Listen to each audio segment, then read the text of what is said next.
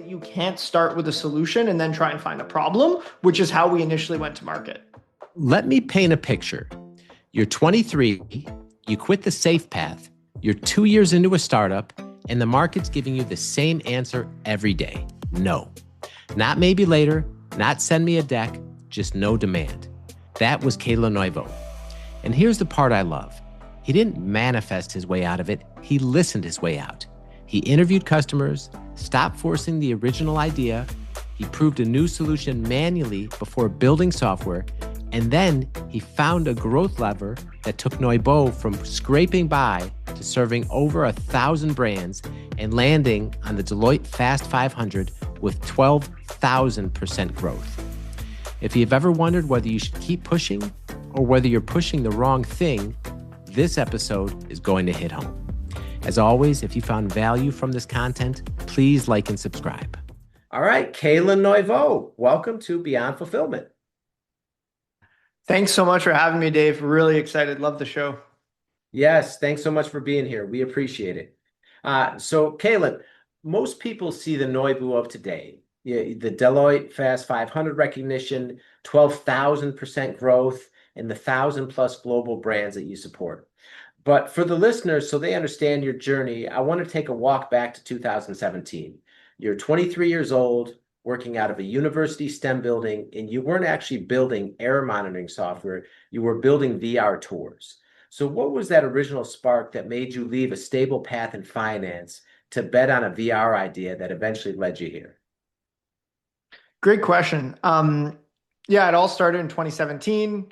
One of my best friends growing up, Rob, and I wanted to start a company with Phil, who we met through university. And we didn't know what we wanted to do, but we knew we wanted to be entrepreneurs. Worked a little bit in finance, and it definitely wasn't for me. Wasn't a suit guy and didn't want to climb the ladder. And we candidly took a very business school approach of trying to understand how to build a business. We looked at the categories that were growing. Ecom was growing like 11% a year. Shopify's from Ottawa, and they were getting a lot of attraction. That was right around the time they did their IPO. So we're like, all right, ecom seems to be a pretty big thing. It's growing like 10, 12% year over year. And we were like, what are some of the emerging technologies? And the answer was VR. So we're like, all right, let's smash together retail and VR. And turns out that that was a really bad thesis because we started off with a solution and then we tried to find a problem. So we went around for 2 years, 2.5 years, trying to sell VR shopping experiences to retailers. We got a little bit of revenue and like a couple customers, but it was like pushing on a string. And it had no market pull. It had no market demand. It was unclear if people would ever shop in VR. And like to this day, like even it didn't happen during COVID. So I'm convinced it's never going to happen. And it was just not a business. And it just wasn't a need. And during that process, we really realized. If your business is an e-commerce brand, this message is for you. Logistics can make or break you. If you're tired of being just a number to those big box 3PLs, you need to check out our team at Easy DC 3PL. We're a different kind of partner, built specifically for growing brands that ship between 1,000 and 10,000 orders per month. We offer warehousing, fulfillment, and transportation with a focus on personalized service and flexibility. Our central Kentucky location gives you nationwide reach, turning logistics into a competitive advantage.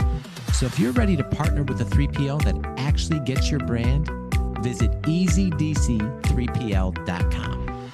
You can't start with a solution and then try and find a problem, which is how we initially went to market. Wow. So parts of that, right, I love and the audience will resonate. Listen, young, hungry kids, you want to be entrepreneurs, you band together from university, we're going to start this business. And you just look, credit to you, you took action right away, you got in motion and you created a company. But like you said, you started with a solution trying to find a problem, which really is backwards, I guess, from the way that most successful companies start. But again, young kids, eager, you got out there and did it. I mean, during that 2 years, I mean, that's like, what was that process like when it sounds like you're just like running into a brick wall over and over again until I guess you finally realize like this isn't the right the right industry, and you finally were forced to make a pivot? I mean, that is such a good question because when you chat about it, it's like, oh, it's just 2 years, but 2 years is a long time. So 2 years is a long time. You're 23 years old, you're living at home, your friends are starting to really advance in their careers. You actually take a step back or perceive step back in your career. You walk away from a job that has a clear six-figure kind of income and path, and you spend 2 years working on something that's clearly not working. And you're from Detroit, I'm from Ottawa, Canada. You know the winters are harsh and it kind of gets in your head. So it's minus 30. You're parking your car 2 kilometers away from the school and you're walking and the wind's blowing in your face at 8 in the morning and you're going to go work on something that's not working for 3, 4 months in a row. And it really takes a toll on you. And that's when you have to dig deep and really understand, like, why are you trying to do this? So I'm not going to sugarcoat it. It sucks. It sucks. It sucks, candidly. And you just got to like bend and push together. And in the absence of doing it with uh, your best friends, in my opinion, it's really hard to do it unless you're really passionate about it.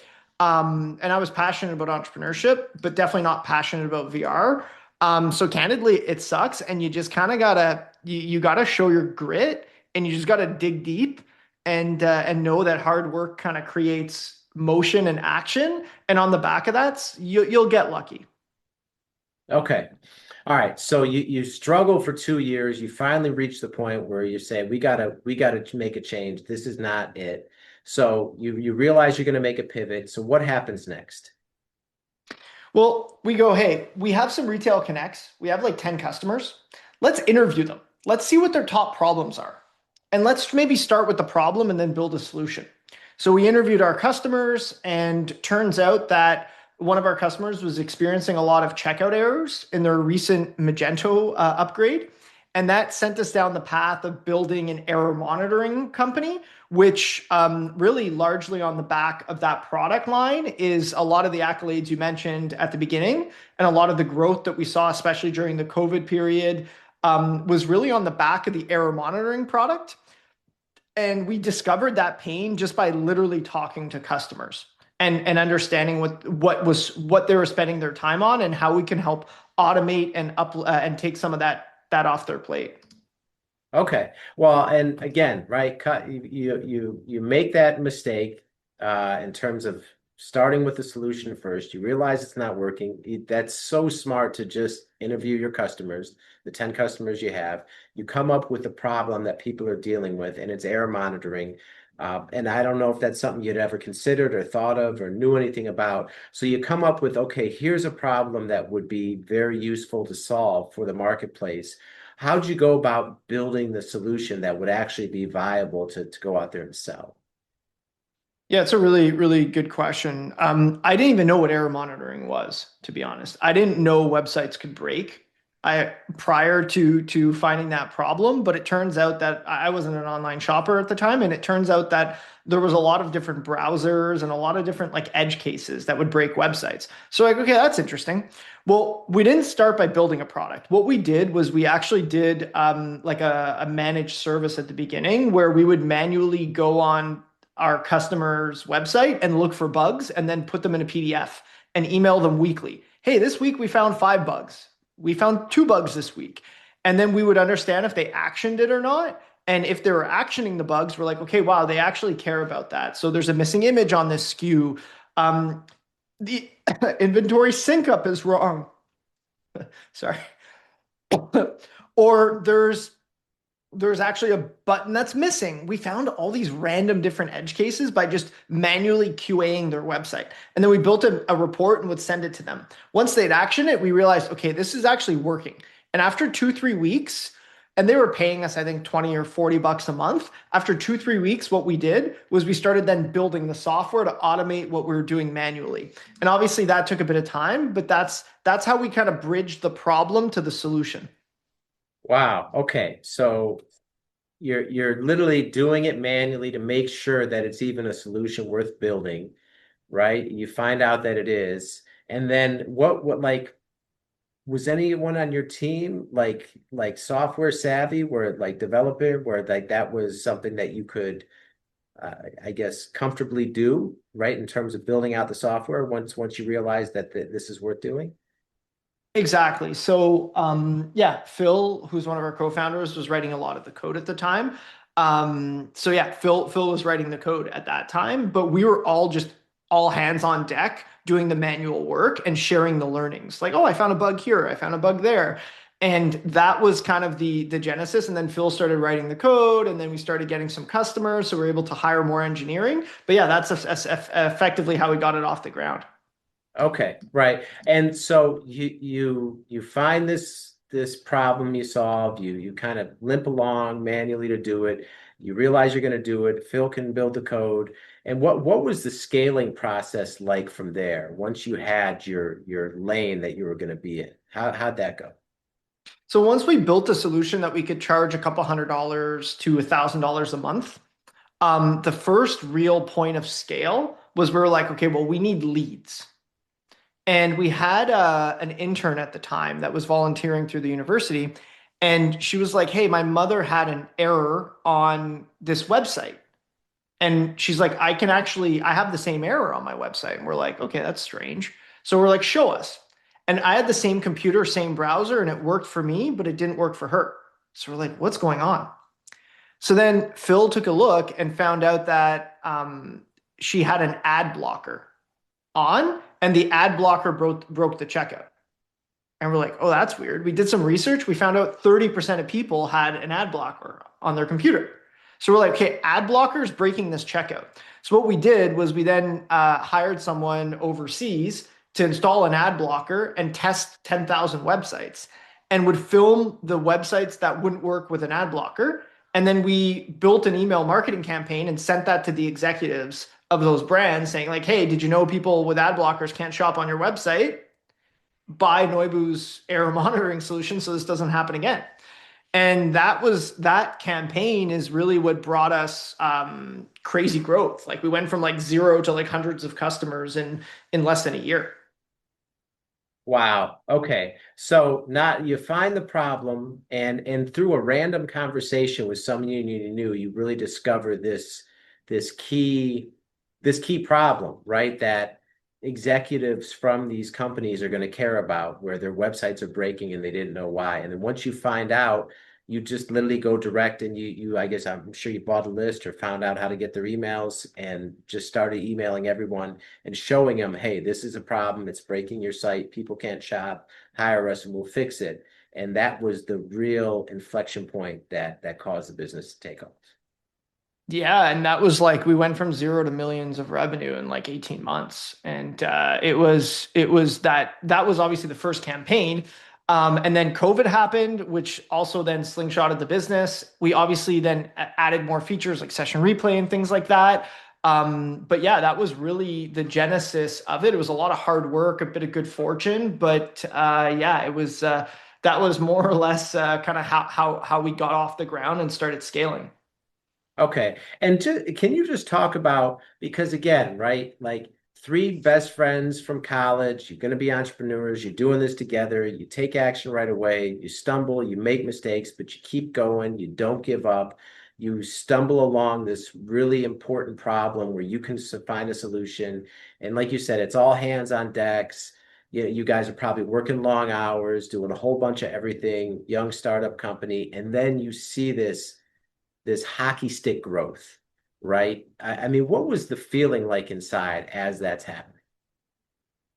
Yeah, I mean, looking back on it, it's surreal. When you're in it, you're just so focused on like you almost I actually didn't even know candidly. They were just numbers, if that makes sense. Like I didn't understand that growing 40% a month was like a lot at the time, if that makes sense. Like it it was just numbers. I had nothing to like reference it against, but it looking back on it, it's definitely surreal. But in the moment, you're just very, at least for me, I was just very focused, like one foot instead of the other, looking at my feet versus looking up. And that caused some challenges down the line. But in the moment, you don't really fully understand and appreciate it. You're just kind of like you're going and you're just flying and you can't really explain you can't really like it doesn't feel different. It felt very similar to before, obviously better because we're getting a lot of contracts and things like that, and we could actually move to a real office, but you're very focused in the moment, if that makes sense. And you're not really appreciating it, at least for me at the time. Okay. All right. And so you scale, you get this growth, you get the recognition. Like you said, you have the ability now to move into a nicer office. What was the hardest part about that whole process when you're experiencing that type of scale and you're having to deal with all these new customers, new contracts, and I'm sure new problems to deal with that kind of growth? Yeah, I think, and this came from one of my mentors, John Maris, who scaled Solo Brands to $1 billion valuation. He gave me a book called "What Got You Here Won't Get You There," and the biggest challenge that I personally faced, that I think our business also faced, is what got you here won't get you there. And for us, it was error monitoring got us all these accolades and this crazy growth, but it is actually the thing that, in my opinion, was holding us back from getting to the next stage. The next stage isn't by doubling down and tripling down on error monitoring. And we're actually kind of going through a second pivot, although less dramatic. It's more of an evolution.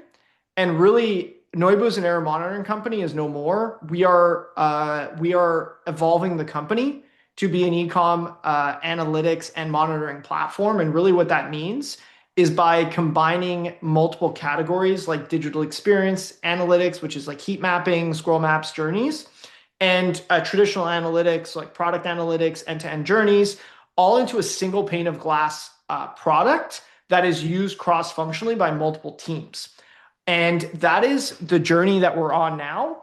And that is the future of the business. And it took us probably a few years longer to realize that that was the right move than we would have liked in hindsight.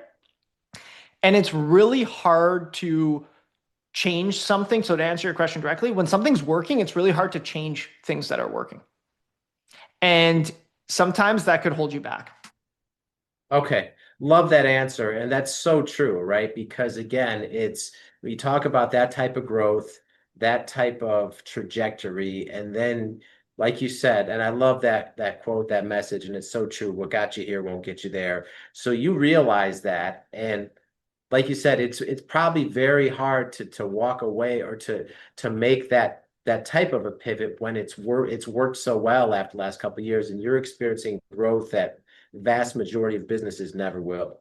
So then talk about the process of this evolution and how you, after you've had this success and you've been in this lane that's worked so well for a few years, how do you go about expanding into all these different categories and making a viable solution that fits with the vision you just described?